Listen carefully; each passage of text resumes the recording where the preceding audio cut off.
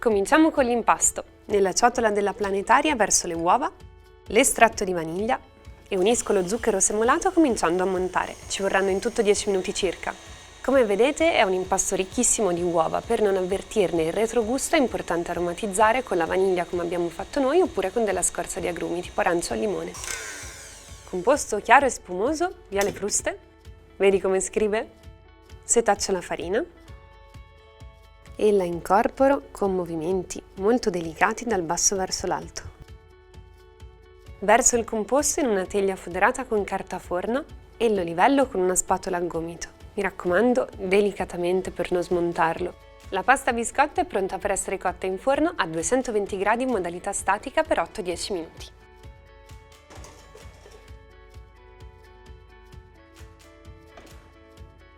Per controllare che la cottura sia corretta puoi utilizzare il classico metodo dello stecchino oppure toccare leggermente la superficie della pasta biscotto e controllare che il dito non affondi.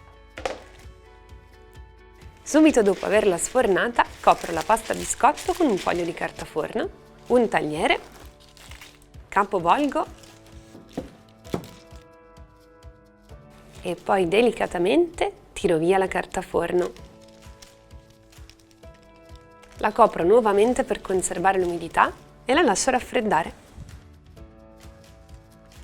Ecco come si presenta la pasta biscotto una volta raffreddata. Come vedi è molto umida, spugnosa, perfetta per essere bagnata, coppata e trasformata in dolci monoporzioni, ma soprattutto arrotolata. È infatti uno degli impasti più elastici che possiamo trovare in pasticceria.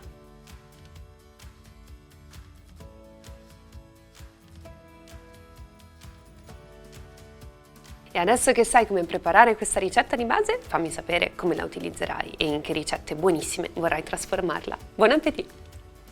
A me piace anche così.